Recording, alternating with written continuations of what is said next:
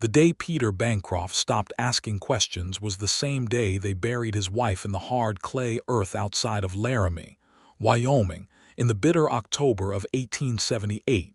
And for 5 years after that, he carried his silence the way other men carried guns, close, necessary, and loaded with the weight of everything he refused to say. He was not a cold man by nature. Those who had known him before, the ranch hands who had worked alongside him in his younger years, the old postmaster in Cheyenne who remembered when Peter Bancroft would ride in twice a week just to talk about nothing in particular, the blacksmith named Lou who had once called him the most curious soul in all of Wyoming Territory. They would have told you that Peter used to ask questions the way some men breathed, constantly, and without thinking much about it.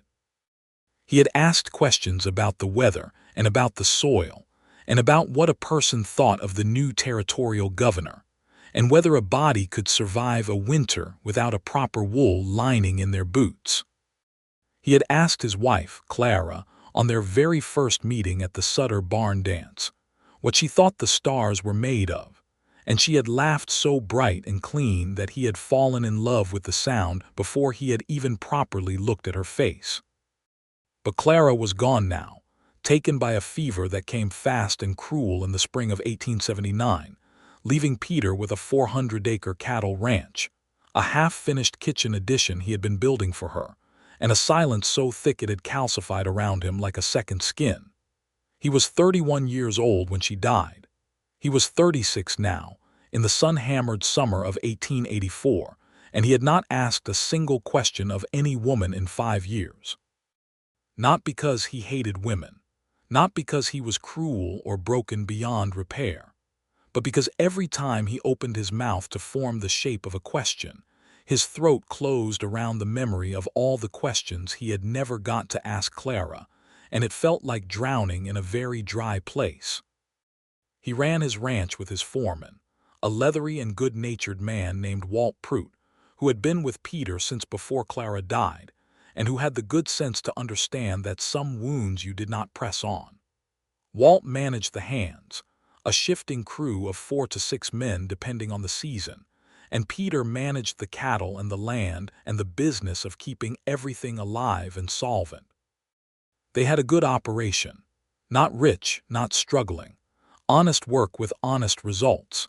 The cattle were good stock, the grass was decent in most years, and Peter had a reputation in Sweetwater County for being fair and reliable, even if he had grown quiet in ways that made newer hands occasionally uncomfortable.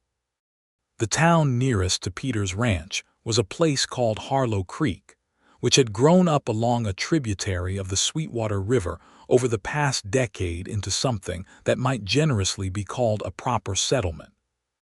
It had a general store run by a man named Gerald Holt, a church that doubled as a schoolhouse, a livery, a small hotel that also served meals, a telegraph office, and a saloon called the Silver Bit that Peter never entered but that Walt Prout visited on Saturday evenings with the regularity of a man observing a religious rite.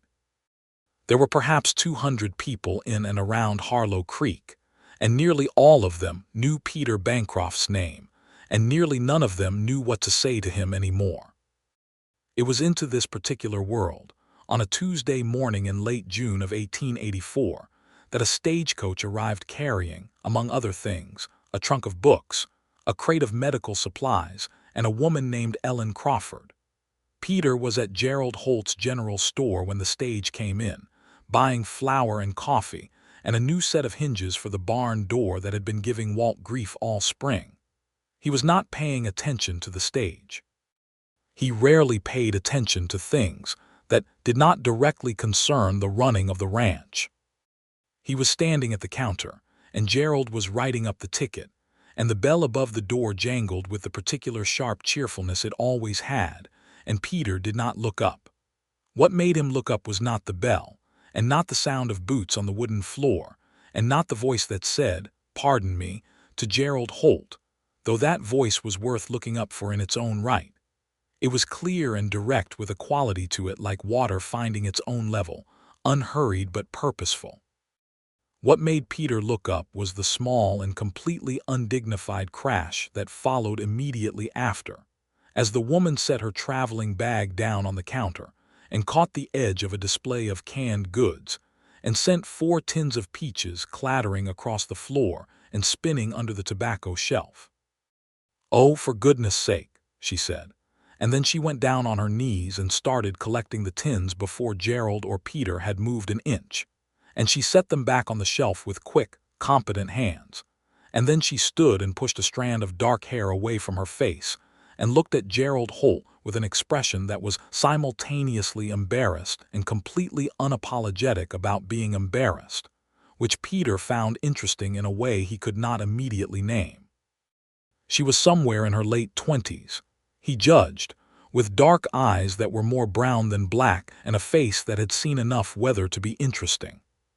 She was dressed practically, a dark traveling dress that had done hard miles, sensible boots, no jewelry except a small silver pin at her collar. She carried herself like a woman who had been making her own decisions for some time. "I'm looking for Dr. Hale," she said to Gerald. "I understand he has a practice here." Gerald's expression shifted into something diplomatic. "Yes, ma'am, Dr. Hale is here, though I should tell you he's not been entirely well himself these past months." "Are you in need of medical attention?" "I'm here to assist him," she said, and she set a folded letter on the counter. "My name is Ellen Crawford. I trained at the Chicago Women's Medical College under Dr. Margaret Allen. Dr. Hale and I have been corresponding. He asked me to come." Peter had not meant to be listening. He was very good at not listening to things that did not concern him, but his eyes stayed on her longer than they should have, and he noticed that her hands, when she placed the letter on the counter, were steady in the way that the hands of people who do difficult things tend to be steady. Gerald read the letter and nodded and looked at her with a new kind of respect. "Well, Miss Crawford, welcome to Harlow Creek. I'll send my boy to fetch Dr. Hale. You're welcome to wait." "Thank you," she said, and then, because there was nowhere obvious to sit, she moved to the side of the counter and stood with her traveling bag at her feet, and she looked around the store with those dark eyes taking inventory of everything: the shelves, the lamps, the sacks of feed, the hinges still sitting on the counter beside Peter's flour and coffee. The way a person looks at a new place when they are genuinely curious about it and not performing curiosity for someone else's benefit. It was the kind of looking that Peter recognized, in some distant part of himself, as something he had once done too. Gerald's boy was sent. Gerald returned to writing up Peter's ticket. The store settled back into its ordinary sounds. Peter should have taken his goods and left. He did not leave. He was not sure why he did not leave. He told himself it was because the hinges were taking a moment to be wrapped in the paper Gerald kept under the counter. He told himself it was because he wanted to make sure the order of salt pork he had placed last week had been noted. He told himself these reasonable and practical things, and meanwhile he stood very still at the counter and said nothing, which was what he always did. And the woman named Ellen Crawford stood at the side of the counter and also said nothing, and the store was quiet except for Gerald's pencil. And then she said, without looking at him, "Are those Concord hinges?" Peter looked at the hinges. He looked at her. She was still looking at the hinges, not at him, with a professional sort of attention. "They're good steel," Gerald offered, because Gerald was the kind of man who filled silences, "but I can't say I know the make." "They look like Concord work," she said. "There's a particular way the pin is shaped at the top. My father was a smithy. I learned to recognize the different makers when I was small." She glanced at Peter then briefly. "Sorry, that's more than you asked." The remarkable thing, the thing that stayed with Peter long after that morning, was what he noticed in the half-second after she said that. He noticed that she had not asked him a question. She had made an observation, shared it, acknowledged it might be unwanted, and moved on. She had not performed. She had not waited for his approval. She had simply said a true thing and let it be what it was. He picked up the hinges and looked at the pin. "Concord," he said. It was the first word he had said in her presence, and it came out rougher than he intended, roughed by disuse. "Good eye." She nodded, and that was all, and Gerald finally finished the ticket, and Peter gathered his goods and walked out of Gerald Holt's general store into the hard Wyoming sunshine, and he did not look back. But he thought about her on the ride home. He thought about the way she had collected the fallen tins without fuss. He thought about the letter she had placed on the counter with those steady hands. He thought about the quality of her voice when she said, "Dr. Hale is here." He thought about the fact that she had come from Chicago to this small, sun-baked, wind-scoured corner of Wyoming Territory, alone, to help a failing doctor, and he wondered what kind of woman did a thing like that. And the wondering was a new and slightly alarming sensation because wondering always lived just next door to asking, and Peter Bancroft did not ask questions anymore. He put the thought away.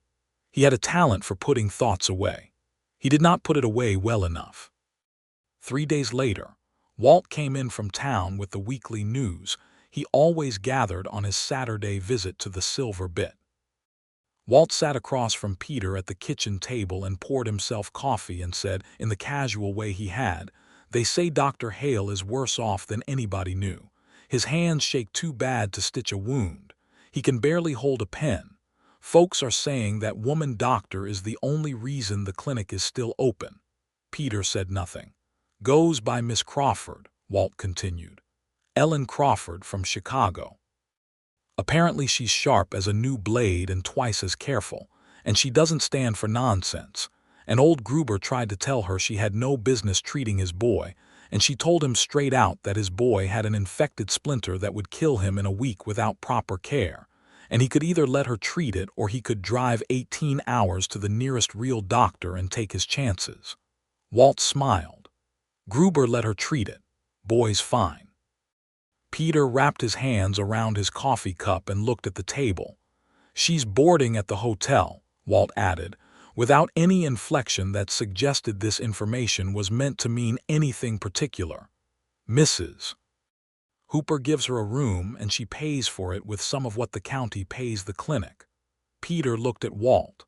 Walt looked back at him with the expression of a man watching a tree very carefully to see which way it would fall in a wind. "The fence on the eastern pasture needs checking," Peter said. "It does," Walt agreed pleasantly, and that was the end of that conversation. But it was not the end of Peter thinking about Ellen Crawford, because thinking about a person is not a matter of decision, the way checking a fence is a matter of decision. And she lived in his mind with the persistence of a stone in a boot, present and impossible to ignore for long without stopping what you were doing and attending to it. He saw her again 2 weeks later, and it was not by any design of his own. He had ridden into Harlow Creek to speak with the territorial land agent about a water rights matter that needed to be settled before the summer dried the creek bed down too far, and he had finished that business and was leading his horse, a gray quarter horse named Ajax, toward the livery to have a loose shoe seen to, when he came around the corner of the telegraph office and nearly walked into her. She stepped back. He stopped. Ajax snorted and tossed his head. She was carrying her medical bag, a well-used black leather bag that had the quality of something that had seen real work, and she was walking with the focused purpose of someone going somewhere specific, and the collision had interrupted that purpose, and she looked up at him with those dark eyes. "Mr. Bancroft," she said. He had not told her his name in the general store, which meant she had asked about him, or someone had told her. He did not know what to do with that information. "Miss Crawford," he said. There was a pause in which both of them existed in the same narrow space between the telegraph office and the street, and Ajax shifted his weight and the shoe clinked faintly on the hard ground. "Your horse is favoring his left front," she said. Peter looked at Ajax. "Loose shoe. I'm headed to the livery." "The nail on the lateral side is nearly gone," she said, with the same matter-of-fact quality she had used about the hinges, and she glanced at the shoe and then back at his face. "I did a year in a large animal practice before I committed fully to human medicine. My professor thought it was important to understand anatomy broadly." Peter had not expected that. He had not expected any of what she said, in general, which was a pattern he was beginning to associate with her. "You're a long way from Chicago," he said, and then immediately wondered why he had said it, because it was not his business and he had not intended to say anything beyond the minimum required by courtesy. She looked at him with a small expression he could not entirely read. "I am," she said. "Though Wyoming is not the end of the world, despite what Chicago newspapers would have you think." "Do they say it is?" "One of them called it a howling wilderness," she said. "I have not yet observed the howling, only the wind, which is considerable." Something happened at the corner of Peter's mouth. It was not quite a smile, but it was in the neighborhood of one. He was not entirely sure what to do with it. "The wind," he said, "is considerable." She looked at him for a moment more, and then she said, "I'll leave you to your horse, Mr. Bancroft." And she moved past him and continued down the street with that purposeful walk. And Peter stood in the gap between the telegraph office and the street, and watched her go, and Ajax bumped his nose against Peter's shoulder, as if reminding him that there were practical matters to attend to. He attended to them. But the conversation stayed with him in that new, inconvenient way that she was developing as a habit. The summer deepened, and the work of the ranch consumed the days the way ranch work always did, relentlessly and specifically, and Peter was not a man who had leisure time or much appetite for inventing it. But Harlow Creek was where he bought his supplies and conducted his business and received his correspondence, and Harlow Creek was where Ellen Crawford had set up her life. And so their paths crossed again with the naturalness of two rivers that share a valley. He saw her at the church social in July, standing near the lemonade table and talking to Mrs. Dooley, the schoolteacher's wife, with the focused attention she gave to everything, and when Mrs. Dooley said something that apparently made her laugh, she laughed with the whole of her face, and Peter, who was standing 20 feet away and ostensibly discussing the summer grass conditions with Walt, lost the thread of what Walt was saying for a full 3 seconds. Walt noticed. Walt said nothing. Walt took a long drink of his lemonade and looked at the sky. He saw her a week after that at the edge of the road outside the clinic, loading her horse, a steady bay mare named Clover, he later learned, with her medical bag and a set of rolled bandages, clearly preparing for a call somewhere outside of town. He was riding past. He stopped. He could not have told you why he stopped. His body made the decision before his mind had finished considering the matter. "Long ride?" he asked. She looked up at him with some surprise, which he understood because he had not asked her anything before, and the question had come out of nowhere, even to himself. "The Renner family," she said. "Their youngest has a persistent cough, about 8 miles north." "The Renner Road is not a good one this time of year," he said. "There's a better route through the Casper Draw." She straightened and looked at him. "Can you describe it?" "I can show it to you," he said, and he heard the words come out of his mouth and felt something in his chest that was half alarm and half something else, something warmer and more complicated. "I ride that way sometimes, to check the northern fence line." There was a moment in which she considered him, and he made himself hold the look. "That would be useful," she said, with a practicality that he found deeply reassuring, because it asked nothing of him beyond what he had offered. "Thank you, Mr. Bancroft." They rode north together, and he showed her the cut through the Casper Draw, which saved perhaps 40 minutes on the Renner Road, and avoided a section where summer rains had left the ground treacherous. They rode mostly in silence, which was Peter's natural condition, and which she appeared to have no difficulty accommodating. But at a certain point along the draw, where the cottonwoods thinned and the view opened west toward the mountains that were blue and immense in the middle distance, she stopped her horse for a moment and simply looked. He stopped beside her. "Is it always like this?" she asked. "Like what?" "Like it's so much bigger than everything you brought with you," she said. "I've been here 6 weeks and the size of it still catches me by surprise." He looked at the mountains. He had lived in their shadow for 12 years. He had stopped seeing them the way you stop hearing a clock, but looking at them now, through the fact of her looking, he saw something of what she meant. "Yes," he said, "it is always like that. You just stop noticing." She turned and looked at him with those dark eyes, and there was something in them he could not catalog, not pity, not curiosity exactly, something that lived between the two. "That seems like a loss," she said. He did not answer that, but he thought about it for the rest of the ride. He left her at the fork of the Renner Road, which she could manage from there without guidance, and he turned back south and rode home through the long golden light of the Wyoming afternoon, and he was aware, with a kind of startled clarity, that he had asked her 2 questions. He had asked her if it was a long ride, and he had asked her what she meant by like this. 2 questions. The first questions he had asked a woman in 5 years, and he had not planned either one of them. They had simply come out of him, the way things that have been dammed up eventually come through the gaps in the wood. He told himself it was nothing. He told himself she was a practical and capable woman, and he had done a neighborly thing, and that was the end of it. He told himself this with some conviction, and then heard Walt's voice in his head saying, "The fence on the eastern pasture needs checking," with that particular expression Walt got when he was being politely diplomatic about something Peter was refusing to see clearly. He checked the fence. It was fine. August came in hot and relentless the way Wyoming Augusts did, baking the grass and drying the creek and making the cattle slow and irritable.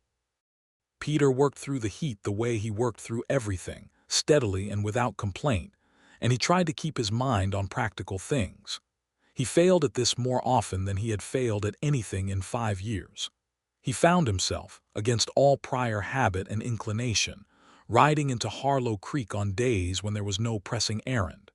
He found excuses, the land agent again, a question about the post, a new axle for the water pump cart.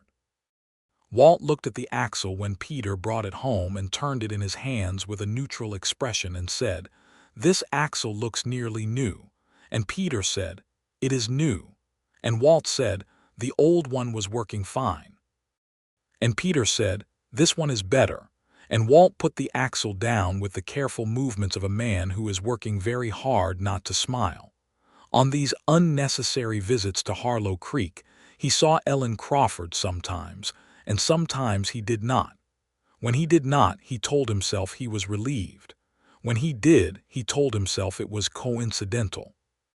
On one of these visits, he found her outside the clinic talking to a boy of perhaps 8 who was sitting on the clinic steps with a wrapped hand held carefully in front of him.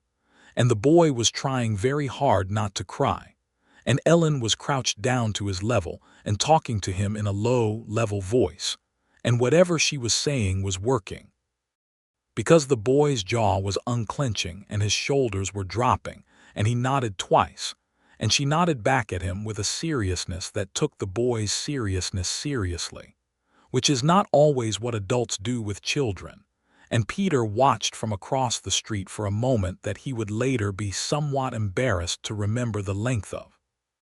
When the boy went inside and she stood up, she saw Peter and raised a hand in brief acknowledgement, and Peter, because there was nothing else for it, crossed the street. "Is he all right?" Peter asked. Question number 3. "He will be," she said.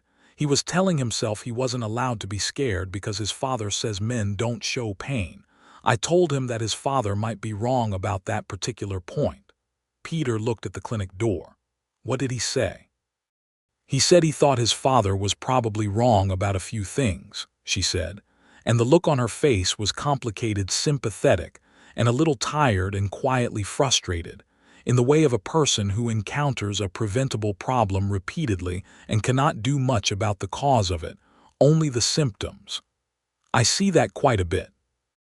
Men who have spent their whole lives being told that pain is weakness, and so they come in when something small has become something serious, because they waited until they couldn't pretend it wasn't there." She looked at Peter then, and he had the strong and uncomfortable feeling that she was not talking only about the boy's father. He looked away at the street. "Some things," he said carefully, "take time." "They do," she agreed without pressing, "though time alone doesn't always fix what time didn't cause." He had no answer for that. He was quiet for a moment, and she let him be quiet, which was one of the things about her that undid him most, because almost everyone else in his life filled his silences out of discomfort, and she simply waited in them like she was comfortable in the same space as what was unsaid. "How is Dr. Hale?" he asked. Question 4. She looked briefly surprised by the question, and then the surprise smoothed away. "Declining," she said honestly. "His mind is still clear, which is both a mercy and a difficulty. He knows exactly what his hands can no longer do." She paused. "He's teaching me everything he knows, though. The old remedies, the local knowledge about what grows out here and what it does. He knows things they did not teach in Chicago." "That matters," Peter said. "It does," she said. "I'm grateful for it." They stood for a moment in the easy, not quite comfortable way of two people who are in the early stages of learning how to be in the same space without the framework of an established relationship to tell them what they are to each other. "Will you stay?" he asked. Question 5. And this one surprised him more than any of the others because it had nothing to do with the clinic or Dr. Hale or anything practical. It was a direct question about her intentions, which was not his business at all, and the moment it left his mouth he felt the back of his neck go warm. "When Dr. Hale, I mean, will the county keep the clinic open?" She looked at him with those clear eyes, and he knew she had heard what he had actually meant, and she was charitable enough not to call attention to it. "I intend to stay," she said. "If they'll have me. This county needs a doctor. I'd like to be that doctor." He nodded. He said, "Good," in a way that came out too direct and too immediate, and he turned and walked back to Ajax and rode home with his neck still warm. And when he got back to the ranch, Walt was sitting on the porch mending a saddle strap, and he looked at Peter's face and said, "That axe'll work out for you." And Peter said, "Leave it, Walt," and Walt smiled at the saddle strap. The invitation came from Mrs. Dooley, who organized things in Harlow Creek with the cheerful iron efficiency of a general who has figured out that social pressure is a more effective weapon than bullets. She was hosting a supper, she told Peter, at her house on the last Friday of August, for the purpose of welcoming several of the town's newer residents properly, and she would be greatly obliged if he would attend. Peter did not attend social suppers. He had not attended a social supper since Clara's death, excepting the church meals he occasionally endured for the sake of not becoming entirely feral, as Walt once put it. "Greatly obliged," Mrs. Dooley repeated, looking at him with the expression of a woman who has decided something and is simply waiting for the rest of the world to catch up. He went. He arrived at Mrs. Dooley's house, which was the nicest house in Harlow Creek by some margin, at the appointed time, and found 7 other people there. Mrs. Dooley and her husband Charles, who taught school, Gerald Holt and his wife, young Dr. Hale's nephew, who had come from Denver for a visit, a cattle buyer from Cheyenne named Morrison who was in town for the week, Walt Prout, who had been invited and whose presence Peter instantly recognized as Mrs. Dooley's insurance policy against Peter behaving entirely like a post, and Ellen Crawford, who was standing near the fireplace talking to Charles Dooley about the territorial education system, and who looked, when Peter entered, as though she had dressed carefully but practically, a dark green dress that was more formal than her everyday wear but still carried the quality of belonging to a person who made choices based on function first and appearance second. She met his eyes when he came in. He nodded. She nodded back. Mrs. Dooley's supper was ambitious roast beef and potatoes, and green beans preserved from last summer, and biscuits that were better than anything Peter had made for himself in 5 years. She arranged the seating with the casual authority of someone who has done this many times, and Peter found himself between Walt and Ellen Crawford, which he was fairly certain was not an accident, and which he suspected Walt had known about in advance and said nothing. The supper was lively. Morrison the cattle buyer was a talker, and Charles Dooley matched him, and Gerald Holt's wife asked questions of everyone with the innocent relentlessness of a woman who simply liked people. Mrs. Dooley served everything with the precision of a military operation. Dr. Hale's nephew, a pleasant young man named Thomas, talked too much about Denver and not quite enough about anything else, but was generally harmless. And between all of this, in the way that conversation at a well-set table has of finding pockets and corners, Peter found himself talking to Ellen Crawford in the small intervals between the larger noise of the supper, and it felt natural in a way that alarmed him because it should not have felt natural at all. She asked him about the ranch, because Mrs. Holt had mentioned it, and he answered more fully than he intended to, because she asked with the specific kind of interest that makes answering feel different from performing. She asked what the land was like, the specifics of it, how it lay against the creek and the hills, and he found himself describing the eastern meadow in summer, the way the grass went gold and the shadows moved across it in the afternoon, and she listened with her full attention the way she did everything. "What do you raise?" she asked. "Cattle," he said, "Herefords mostly, some crossbreed work, good beef stock." "My uncle raised hogs in Ohio," she said. "I spent 2 summers there as a girl. I learned more about biology in those 2 summers than in the first year of medical school." She paused. That might say something about medical school, or it might say something about hogs. The thing happened at the corner of his mouth again, and this time it completed itself briefly into something that was genuinely a smile, and Mrs. Dooley, who was passing with more biscuits, noticed it and pressed her lips together with satisfaction. Walt noticed too. Walt applied himself to his roast beef with exaggerated concentration. It was during the supper that Peter Bancroft asked Ellen Crawford questions 5, 6, and 7, and it did not happen all at once, but rather in the organic way of a conversation that is going somewhere on its own momentum. "What made you choose medicine?" he asked, and it was question 5, and he heard it come out of himself with a kind of wondering that was partly directed at her and partly directed at the fact of his own asking, which he had not done in 5 years, and which felt like stretching a muscle that had been held still for too long, a little painful, a little relieving. She looked at him for a moment, measuring something. "My mother was ill for 3 years before she died," she said. "I was 15 when she became ill and 18 when she died. The doctors were kind men, most of them, but they knew so little about what was happening to her, and what they did know they explained poorly, and I spent 3 years not understanding what was taking her away from me.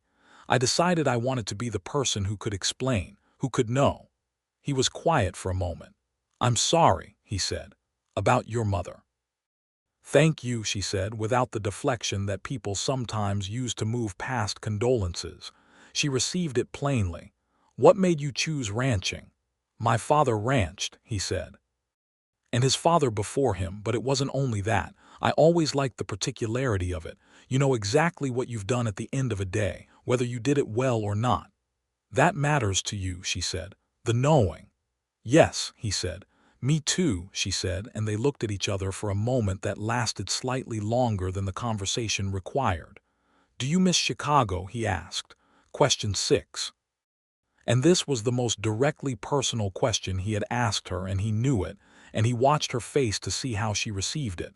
She considered it honestly. "I miss some things," she said. "The library, a particular restaurant on Michigan Avenue that had very good soup. The anonymity of a large city sometimes when you've had a difficult day and you don't want anyone to look at your face and know your business." She smiled slightly. "Though I'm told you get used to being known, that there's something different but good about it."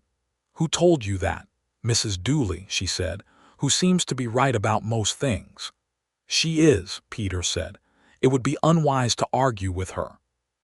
"I gathered that," Ellen said, and something passed between them, the shared recognition of something true, offered lightly, received lightly, and he realized that this was what easy conversation felt like. He had forgotten. He had actively stopped looking for it. But here it was, sitting right next to him at Mrs. Dooley's supper table, in a dark green dress, eating roast beef. Dessert was a dried apple cake and more coffee, and Morrison, the cattle buyer, made a long and largely unnecessary toast to Wyoming Territory and to good beef prices, and Charles Dooley said something funny about the territorial legislature, and Walt told a story about a horse and a fence post that was not entirely appropriate but was funny enough that even Mrs. Dooley laughed. And at some point near the end of the evening, in a quiet gap while the table noise rose around them, Peter Bancroft looked at Ellen Crawford and asked, "Will you ride out tomorrow?" To the ranch. It was question 7. He had counted them, somewhere in the back of his mind, all through the supper, with a kind of disbelief. 7 questions. He had not asked 7 questions of a woman in 5 years, and he had asked 7 of her, and the last one was the most direct of all and the most personal and the most clearly not about anything practical. She looked at him with those dark eyes, steady and clear, and he did not look away from her, which cost him something, because he was out of practice being looked at directly in that particular way. "To see the ranch?" she asked. "Yes," he said, "if you'd like to." And then, because he had gotten this far and there was nothing for it but honesty, "I'd like to show it to you." There was a pause. In that pause he was aware of the possibility that she would say no, in the polite but definitive way that would close this particular door, and he made himself ready to receive it without showing that he had needed to ready himself. She said, "I'd like that." He rode home in the dark under a sky full of Wyoming stars, and Ajax had a good shoe now and moved easily under him, and the air had the dry, warm smell of a summer night in the high country, and Peter Bancroft felt, for the first time in a very long time, like a man who had something to look forward to. Walt was still awake when he got back, sitting on the porch with his coffee and the natural air of a man who had not been specifically waiting up. Peter unsaddled Ajax and put him in and came back to the porch and sat down, and Walt poured him a cup from the pot. "Good supper?" Walt asked. "Good supper," Peter said. Walt said nothing for a moment. Then, "You're smiling." "I am not smiling," Peter said. "You were," Walt said with complete certainty. "Just for a moment, but you were." Peter looked at the dark shape of the mountains against the darker sky. He said nothing. "She's a good woman," Walt said simply and without elaboration, and then he picked up his coffee and went inside, and Peter sat on the porch for a while longer, alone in the dark, with the stars overhead and the mountains in the distance and something in his chest that had been a stone for 5 years beginning, slowly and with some resistance, to be a different thing. She came the next morning on Clover, the bay mare, in her practical clothes with her hair pinned back and her dark eyes bright in the morning light. Peter met her at the gate and they rode out together, and he showed her the ranch the way you show something to a person you want to understand it, not performing it, not explaining it for an audience, but presenting it honestly, including the parts that were not picturesque. He showed her the cattle in the eastern meadow, which was exactly as gold as he had described it, and she looked at it with the appreciation of someone who had just been told a true thing about it and was now verifying it with her own eyes. He showed her the creek that ran along the southern boundary, lower now in the August heat but still running, with the willows on its banks casting thin shade. He showed her the place where he had started building Clara's kitchen addition, which was not finished, and had not been finished for 5 years, and which he mentioned without knowing quite why he mentioned it, except that the bones of the unfinished wall were visible from the yard and he would not pretend they were not there. She looked at the addition with quiet eyes and said nothing about it immediately. Then she said, "Do you plan to finish it?" He had not been asked that before. Not by anyone. "I don't know," he said honestly. She nodded as if that was a reasonable answer. "Things wait," she said, "until we're ready for them." He looked at her. She was looking at the unfinished wall, not at him, and her voice had been level and kind and entirely without pressure, and it was the most useful thing anyone had said to him about it in 5 years.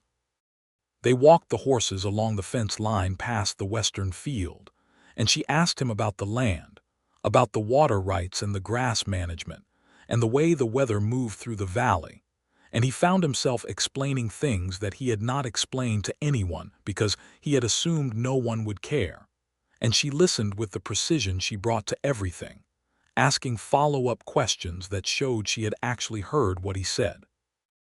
Near noon they stopped at the top of a low rise from which the whole of the ranch was visible, the house and the barn and the small cluster of outbuildings, the creek glinting in the distance, the cattle as small dark shapes in the golden field, and behind everything the mountains blue and eternal. "It's beautiful," she said, "not performed, not polite, just true." "Yes," he said. They sat their horses side by side and looked at it together, and the silence between them was the kind of silence that does not need to be filled.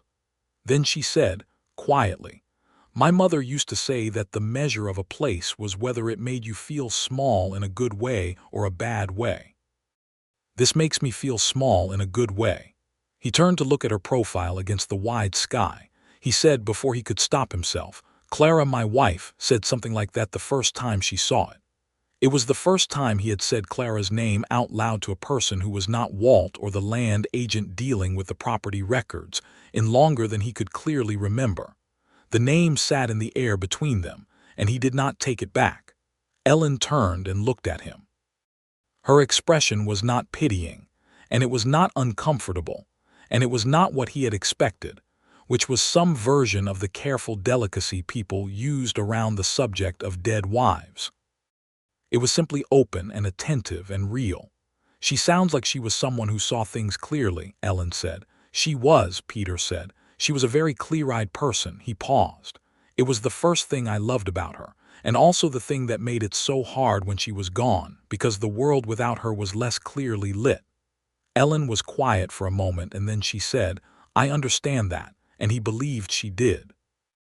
They rode back down from the rise and went to the house, and Peter made coffee the way ranch men made it, strong and plain.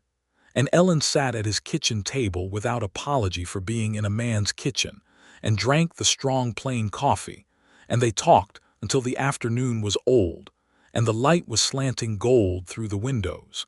And it was the longest Peter Bancroft had talked to anyone since Clara died. And he drove the realization away from the front of his mind, because it was too large to look at directly.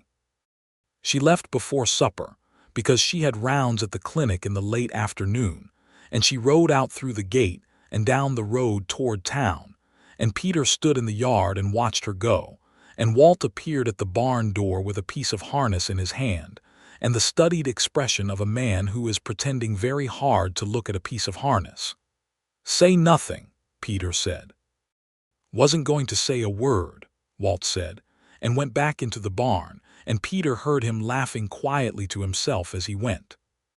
September came with cooler mornings and the early suggestion of autumn in the grass, and Peter rode into Harlow Creek more often than the ranch required, and Ellen rode out to the Bancroft place more often than any particular medical business required, and the town of Harlow Creek noticed this the way small towns notice everything, which is completely and with the enthusiasm of people who have limited entertainment options. Mrs. Dooley watched from her porch and was pleased. Gerald Holt mentioned it to his wife, who mentioned it to 3 other women, who arrived at 4 different conclusions about what it meant and what should be done about it. The men at the Silver Bit gave Walt Prout a hard time about it, and Walt bore this with the equanimity of a man who has been waiting for something to happen for a considerable while, and is glad it is finally happening.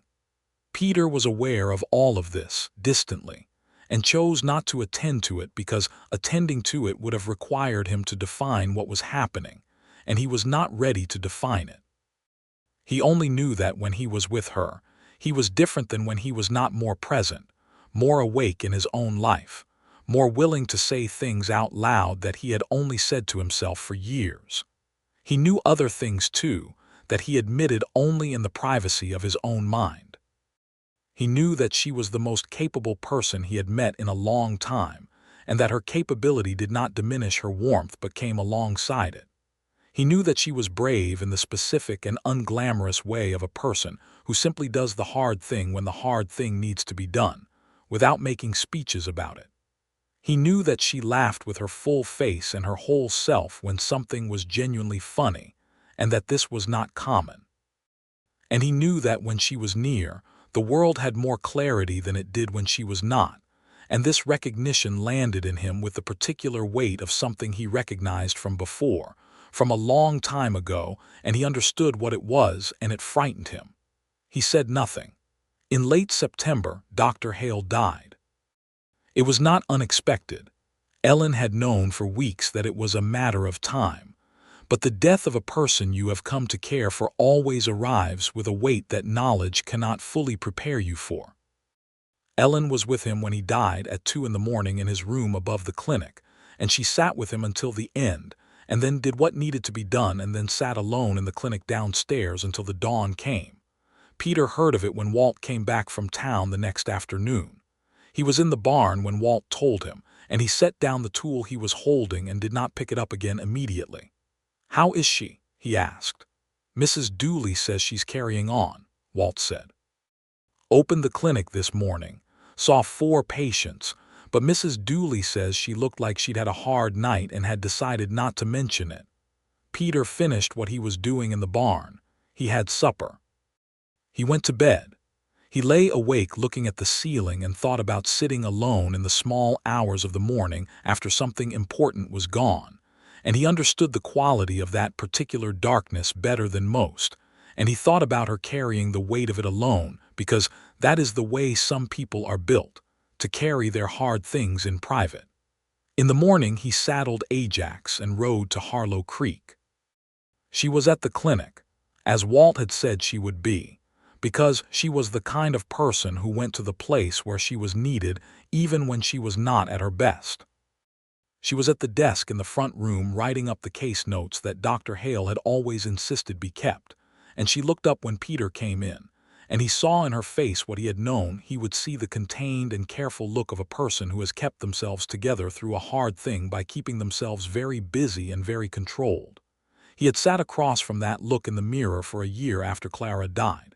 He said, "I'm sorry about Dr. Hale." "Thank you," she said. And then, because she was honest even about things that cost her something, "He was a good man. And he was kind to me when I arrived here knowing no one, and he never once questioned my competence or my right to be here, and that mattered more than I can easily say." "It should not have had to matter," Peter said. She looked at him. "No," she said, "it should not have, but it did." There was a pause, and Peter set his hat on the desk and said, "Is there anything that needs to be done? Practical things, papers, arrangements?" She had a list, as it happened, because she was the kind of person who made lists, and Peter spent the morning helping her with it, riding to the telegraph office to send word to Dr. Hale's nephew in Denver, speaking with Gerald Holt about the clinic's supply account, sitting with her while she drafted the letter to the county about the continuation of services. He was useful in the specific way that he was useful in all things, steadily and without fuss, and she let him help without performing gratitude about it, which he appreciated. At noon, she closed the clinic for an hour and they sat on the steps in the September sun, and she ate the sandwich Mrs. Dooley had sent over that morning, and he ate the biscuits he had brought from the ranch, and the streets of Harlow Creek went about their ordinary business around them, and she talked about Dr. Hale real things, the specific stories that constitute a person, and he listened, and sometimes he talked about Clara, the specific stories, and she listened. They had not done this before, shared their losses directly, without the screen of something else to talk about, and it was a different kind of conversation from the ones they had been having, more exposed, more true, and Peter was aware that he was sitting in a different country from the one he had inhabited 5 years ago when he closed himself off. He was somewhere new. He had walked here without planning to. "Do you ever worry," she said at some point, "that you are too much defined by your grief? That it has become so much a part of who you are that you don't know who you'd be without it?" He thought about it for a long time before he answered. "Yes," he said, "I did worry that." For a long time he paused. "I'm less sure of it now." She looked at him sideways. "What changed?" He looked back at her. "Someone asked me too many questions," he said, and he heard his own voice, dry and level but with something warm underneath it, and she heard it too, and something in her face shifted, softened, and she looked away at the street, but the corner of her mouth was doing the thing his did sometimes, which was being a smile in the neighborhood of itself without quite landing there. "I can stop," she said, "asking questions if it's a problem." "It's not a problem," he said, and he meant it, and she heard that he meant it, and they sat in the September sun for a while longer, their shoulders almost touching on the clinic steps, while Harlow Creek moved around them. October came, and with it the first cold. The ranch work shifted toward the preparations for winter, the laying in of feed, the the checking of every structure for its ability to hold against the season, the accounting of the cattle, and the moving of the herd to the winter pasture. Peter worked from before dawn until after dark most days, and the work had the quality that it always had of clarifying his mind by filling it with only what was necessary. But Ellen Crawford had become necessary in a way he had not planned and could not any more pretend she had not. She rode out to the ranch on Saturdays when her schedule allowed, and he rode into town on the other days when he could justify it, and the visits were not announced or formal, but had the easy regularity of something that has become the natural order of things. She brought him medical advice he had not asked for about the hands a man named Drew whose cough needed attention, which she confirmed at a clinic visit, a cut on Walt's hand that she examined and pronounced well-tended, and he helped her with the practical knowledge of the county, who lived where and what roads were passable when, the information that takes years to accumulate and that she needed now. But it was more than practical. It had been more than practical for some time, and Peter knew it, and she knew it, and they had arrived at the edge of saying so without crossing it, the way you arrive at the edge of a cold river in the late autumn, and know what is on the other side, but the crossing requires a particular kind of will. It was Walt who finally made Peter honest with himself, in the direct way that Walt reserved for occasions when patience had run its proper course, and something further was needed. They were eating supper in the third week of October, and Walt said, without preamble, "Are you going to tell her?" Peter looked up from his plate. "Tell her what?" "Peter," Walt said, with great patience and great finality, "I have known you for 10 years. I watched you mourn Clara the way a good man mourns. I waited out 5 years of you being closed up like a winter-latched window. And I have watched you since June becoming something more like the man you were before, and it is entirely because of that woman, and you know it and I know it, and at this point probably Mrs. Dooley knows it and her cook knows it, and the man who sweeps out the silver bit on Monday mornings knows it." He set down his fork. "Are you going to tell her?" Peter was quiet for a moment. Then he said, "What if I tell her and she won't?" Walt said. "But you have to tell her." Peter looked at his supper and then at the window and then at his hands. "It's not simple," he said.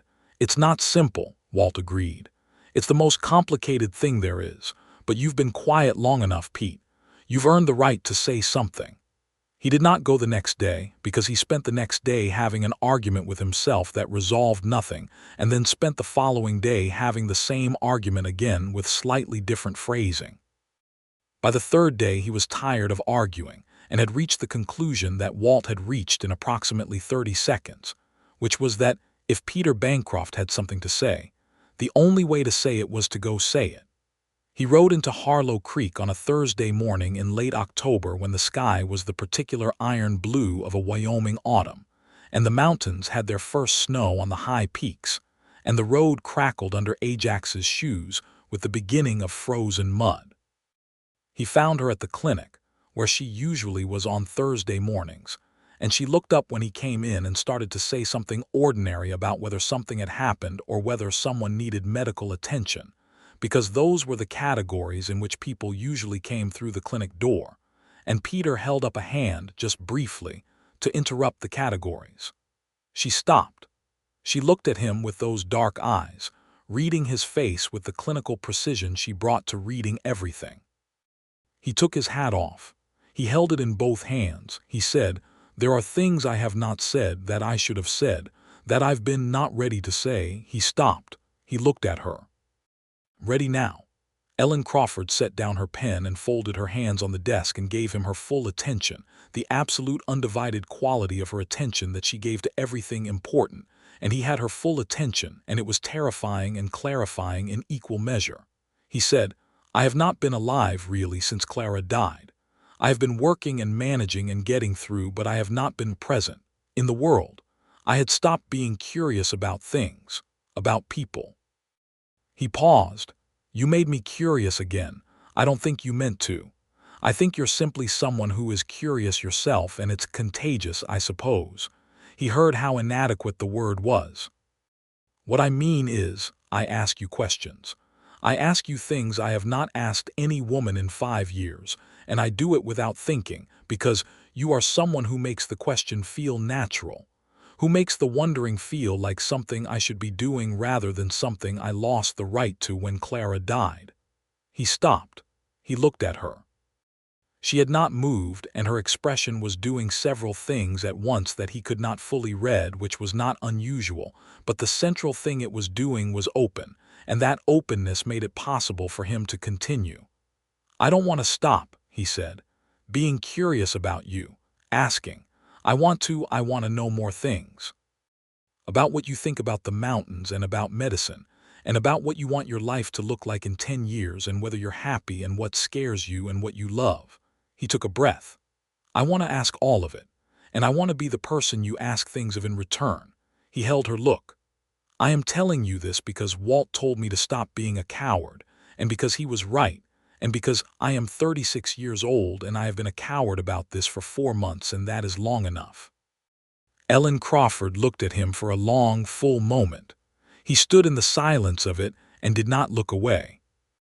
Then she stood up from behind the desk and came around it and stood in front of him, close enough that he could see that she was not entirely composed, that there was something working in her face that she was managing with the iron control she managed everything, and she said, "I have wanted to ask you things too. From the beginning, I have been very restrained." He looked at her. "You haven't seemed restrained." "I have been enormously restrained," she said, with a precision that made his throat tighten, "because you seemed like someone who needed the questions to be his idea." She looked at him. "Were they?" He thought about it honestly. "Mostly," he said, "but yours helped."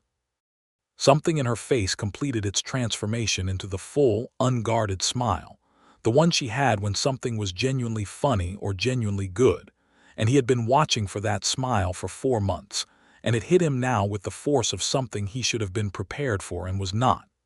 "Peter," she said, and it was the first time she had used his first name, and it sounded different in her voice than it did anywhere else. "I came to Wyoming because the county needed a doctor. But I have stayed, every single day I have actively chosen to stay because of this."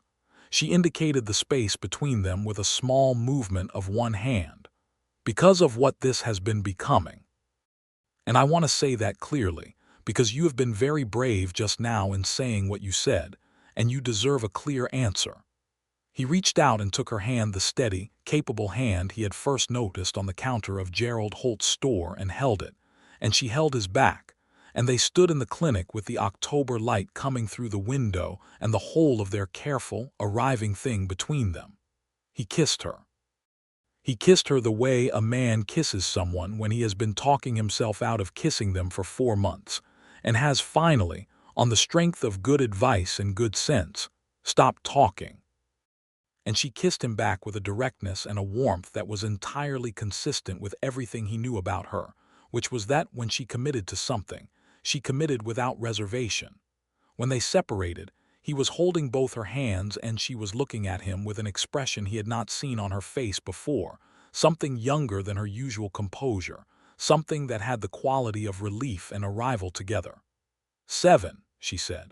"What?" he said. "You asked me 7 questions," she said, "before we ever sat at the same supper table. I counted." He stared at her. "You counted?" "Of course I counted," she said. "The first was about whether I had a long ride. The last was whether I would come out to the ranch, and in between there were 5 others." She looked at him steadily. "A man who has been silent for 5 years doesn't ask 7 questions by accident. I paid attention." He felt something spread through his chest, something warm and wide and very much like the thing he had not expected to feel again in this life. "You paid attention from the beginning," he said. "I pay attention to everything," she said, "but yes, to you especially, from the beginning." He brought her hands up and held them against his chest for a moment, and she let him, and he said, "I have a great many more questions." "I'm counting on it," she said. Winter came on hard and clean, the way Wyoming winters did, covering the grass and the roads and the fence posts in white and settling over the land with the authority of something that had been doing this for a very long time and was not interested in negotiation. The ranch settled into its winter rhythms, slower and interior, the cattle managed with the knowledge of long experience, the fires burning through the short days and long nights. Ellen stayed in Harlow Creek and tended the clinic through the winter illnesses, the coughs and fevers and frostbite, and the complicated cases that came in from the outlying ranches when the roads were passable. She was good at her work in the way that people are good at their work when it is the right work, not just trained but suited to it in some fundamental way that has nothing to do with training. Peter came to see her as often as the winter allowed, and she came to the ranch on the days when the road was clear, and they ate supper together at his kitchen table, and talked for hours the way people talk when they are finding out the shape of another person, and are interested in every contour of it. He asked her things and she answered, and she asked him things and he answered, and it was different from anything he had experienced even in his marriage, not better necessarily but specifically itself, a particular conversation between two specific people that could not have existed with anyone else. He told her, one evening in December, about the morning Clara died. He had told no one this. Not Walt, not the neighbors who had come with food, not the minister. He told Ellen the specific hours of it, where he had sat and what the light had been like and what it had felt like when it was finished. And she listened without interrupting or offering comfort in the places where comfort would have been reflexive. And at the end she said simply, "Thank you for telling me." And that was exactly right, and he knew it. She told him, on another evening, about the first time she had lost a patient in Chicago. A man who had come in too late with something that might have been saved if he had come earlier, and how she had stood in the hospital corridor afterward and been absolutely certain she had made a mistake, and how she had gone back through everything 3 times in her mind and found no mistake, and how the certainty of having done everything correctly and still failing was a specific and terrible thing that she carried with her still. He listened, and he said, "It sounds like the weight of caring." She looked at him. "Yes," she said, "that is exactly what it is." They were learning the language of each other, the particular vocabulary of two people who take the world seriously and do not apologize for it. Christmas in Harlow Creek was a modest affair. The church held a service. Mrs. Dooley organized a community meal that ran to 3 tables and involved every pie that could be procured within 20 miles. The children of the settlement performed a program that the schoolteacher had rehearsed with admirable patience, and that the children executed with the gorgeous chaos of children everywhere.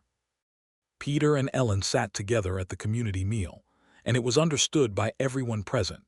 It had been understood since October, since September really, that they were something to each other, and the town of Harlow Creek received this information with warmth because the town had watched Peter Bancroft be alone for 5 years and was genuinely glad to see him otherwise. Walt sat across from them and ate his pie and was magnanimous in his silence. After the meal, they walked together in the cold, their breath making clouds in the still December air, and Peter said, "I want to ask you something." She looked at him sideways, and he could see the small, prepared attention in her face, the particular quality of her when she was about to receive something she understood to be significant. He stopped walking. She stopped beside him. The town lights were behind them and the stars were enormous above, the way Wyoming stars were enormous, and the snow was clean and undisturbed on the rooftops. "I want to finish the kitchen addition," he said. "I have been thinking about it for some time." "What I said, that some things wait until you're ready," he looked at her. "I'm ready, but I want to finish it for a reason. I want to finish it because it would be part of something, part of a house that was being built for someone. For you." He held her look.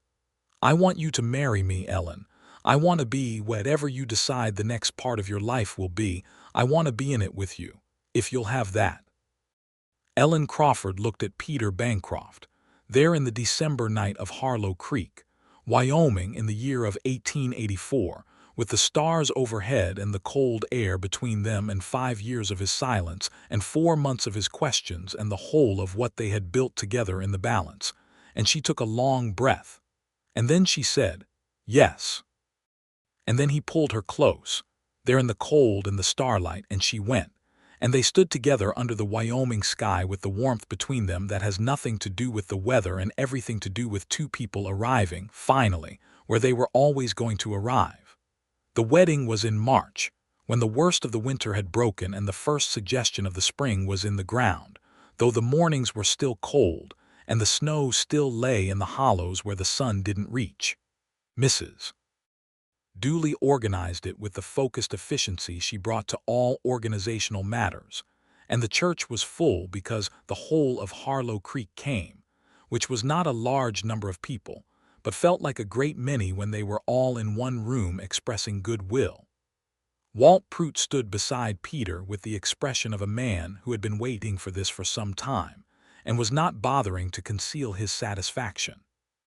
Ellen's friend from Chicago, a woman named Ruth who had trained alongside her at the Women's Medical College, had come out on the stage at considerable inconvenience and stood beside Ellen and cried 3 times during the ceremony and was completely unashamed about it. Ellen wore a dress that was not a traditional wedding dress. She had been practical about it, because traditional wedding dresses were not practical things, and she was a practical woman.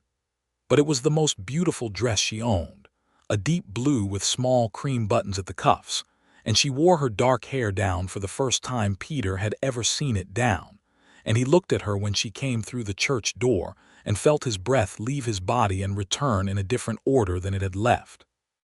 They said their vows with the particular honesty of people who have already said the important things and are now making them official.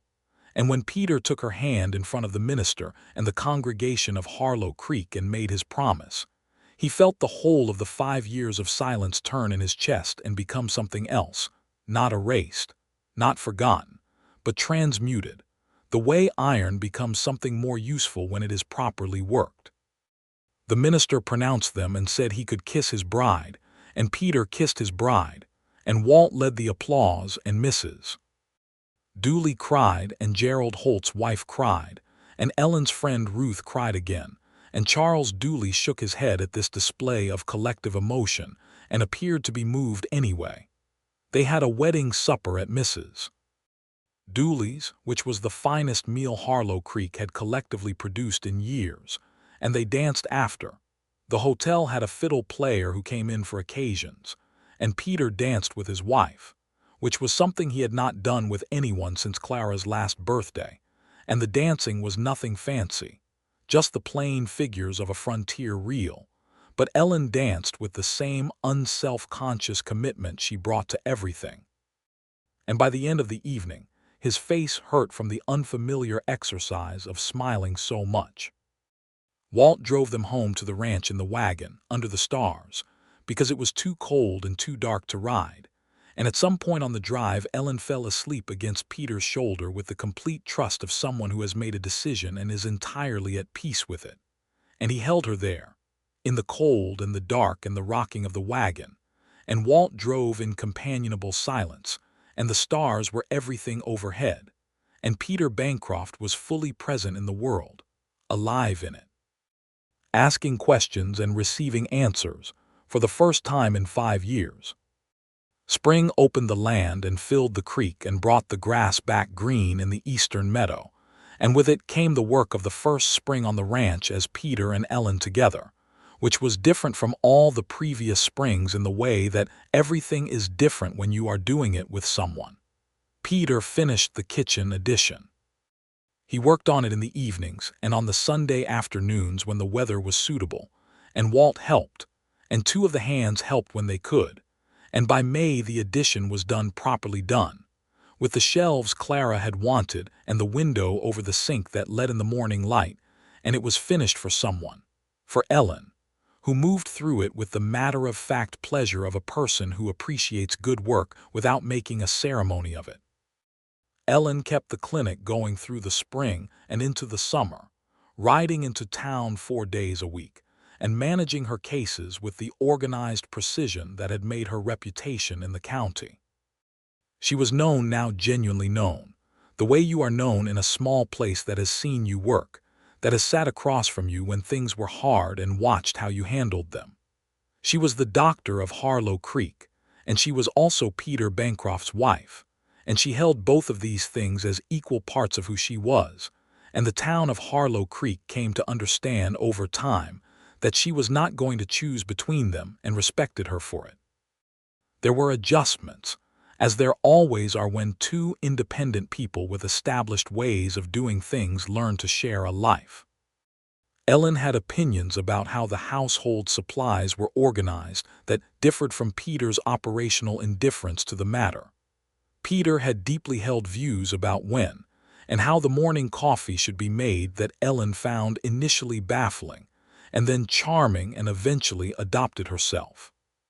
She was accustomed to making all her own decisions without consultation, and he was accustomed to silence as the default mode of being, and they found their way through these things with the same directness they brought to everything, by talking about them, sometimes heatedly, and always arriving somewhere better than where they had started. She called him Peter in a way that still, months later, made something happen in his chest. He called her Ellen, and sometimes, when he was teasing her, Crawford, which she bore with great dignity.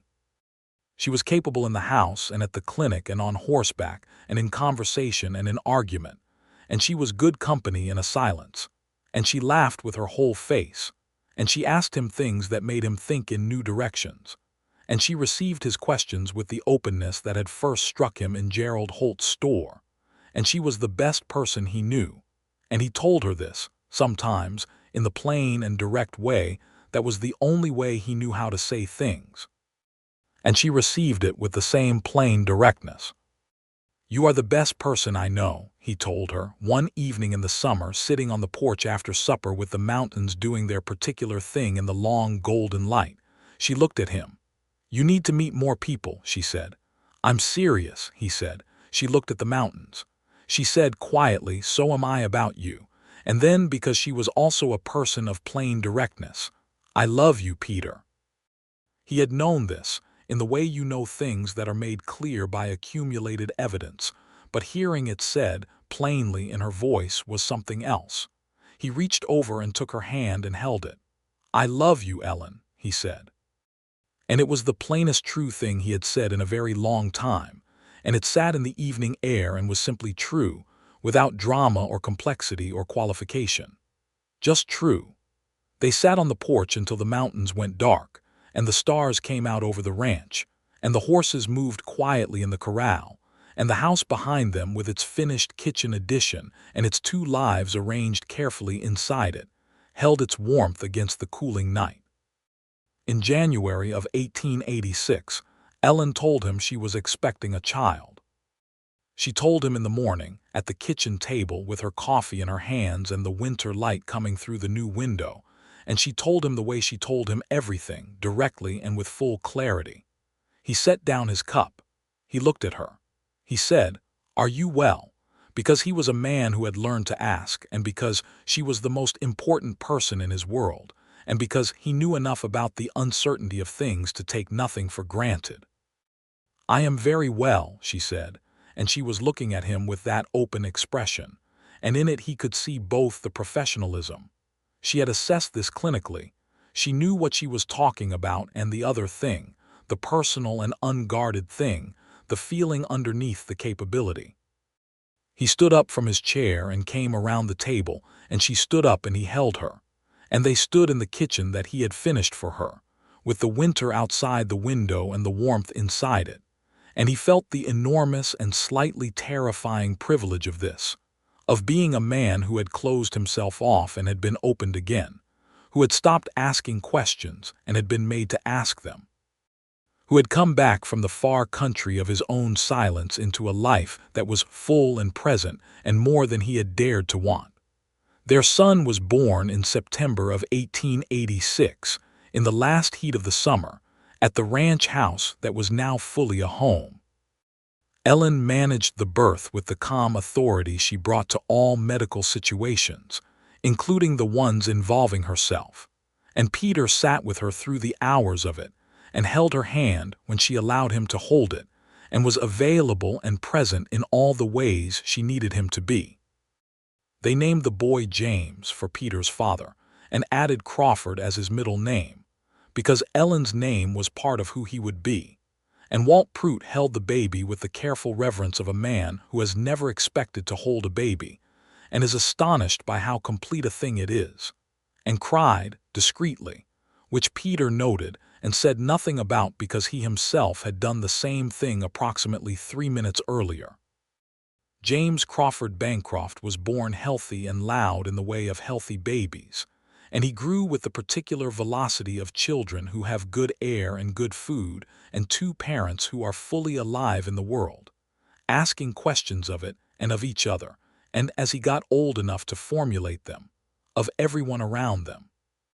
Dr. Hale's nephew Thomas eventually sold the clinic building to Ellen and the county for a fair price, and she expanded it and took on a part-time assistant, a young man named Ezra who had some medical training and aspirations for more, and the clinic became what it was always going to be under her care, a real and necessary thing that served the county without apology. The ranch grew steadily, not extravagantly but well, and Peter managed it with the same honest competence he had always brought to it, except that now the management was informed by conversation with a person who asked good questions about why things were done one way and not another, and the questions were useful, and he was not too proud to say so. Walt stayed on. Walt would stay on as long as there was a Bancroft ranch to stay on, and this was understood without being said, the way the important constants of a life often are. There was a morning when James was 3 years old and toddling through the ranch yard with the fearless confidence of a child who has been told the world is a place worth investigating, and the mountains were their particular autumn blue, and Ellen was standing at the fence watching the boy and the mountains and the cattle in the eastern meadow, and Peter came and stood beside her, and she leaned into him the way she had leaned against him in the wagon on the wedding night, with the ease of someone who has found where they belong. "What are you thinking?" he asked. She turned and looked at him and smiled the full and complete smile. "I was thinking," she said, "that this is exactly what I wanted, and I did not know I wanted it until I arrived here, which is a particular kind of good luck." He put his arm around her shoulders and she let him, and James toddled purposefully toward a fence post and investigated it with the seriousness of a small scientist. "Can I ask you something?" James said, looking at the fence post. "You can ask me anything," Ellen said, her voice carrying the particular warmth she had for the boy. "What do fence posts do?" James asked. Peter looked down at his son and felt something enormous and grateful and very simple. "They hold things up," he said, "so that everything in its right place stays where it belongs." James considered this with solemn 3-year-old attention, and then nodded as if this was satisfactory, and went to investigate the next post, and Ellen looked up at Peter with the look that he had been learning to read for 2 years and could now read perfectly, the look that was part amusement and part love and part simply the particular Ellen Crawford way of seeing a true thing and being glad of it. He kissed her temple. She squeezed his hand. James continued his investigation of the fence line with the thoroughness of a child who has 2 curious parents and has inherited their tendency to examine things that seem worth examining.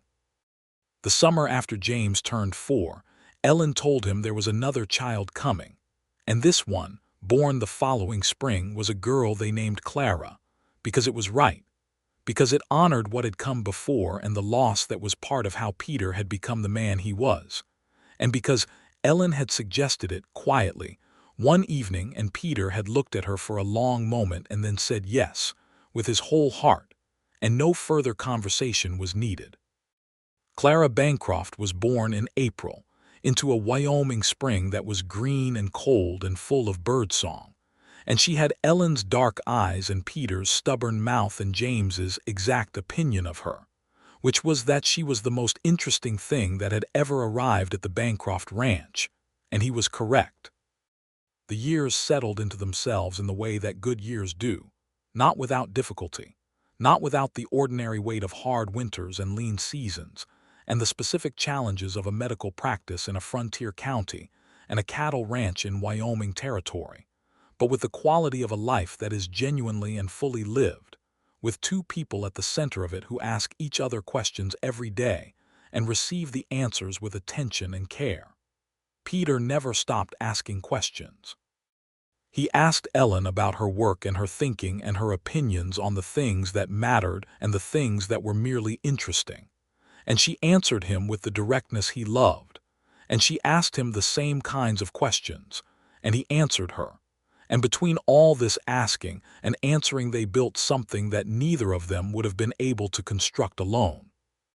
Mrs. Dooley lived to see both grandchildren of the Bancroft line, and was satisfied with the result of her supper in a way that she was not, as a general rule, shy about mentioning. Walt Prout, on the occasion of his 60th birthday, which was marked with a small supper at the ranch that Ellen organized with the same focused efficiency she organized all things, said, over the cake that Ellen and James had made together, "I have one regret in my life, which is that I did not tell Peter to go talk to that woman in August instead of waiting until October. 2 months wasted." He looked at Peter.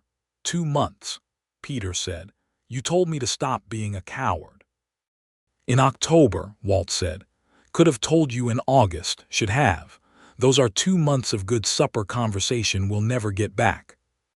Ellen laughed with her whole face, and James laughed because his mother was laughing, and Clara reached for the cake with the determination of a 1-year-old who has identified a priority and is pursuing it. And Peter looked at his family around his table in his house and felt something so large and simple that it had no name except perhaps this: that a man who had been silent for 5 years had been brought back to himself by the right person asking the right questions at the right time. And that the best thing he had ever done, better than any fence he had ever mended or any cattle he had ever brought through a hard winter, was to open his mouth and ask. He had not asked a single question of any woman in 5 years. She had made him ask 7 before supper. And in asking those 7 questions, he had asked his way back into the world, back into his own life, back into the company of a person who was worth every question he had ever carried in silence, and all the ones he had yet to ask. The mountains were always there, blue and enormous, doing what mountains do. And on the porch of the Bancroft ranch, in the evenings when the work was done and the children were sleeping, and the stars were coming out one by one over Wyoming, Peter and Ellen sat together and watched the last light on the peaks and asked each other the small and the large questions of a life shared, and received the answers, and were glad.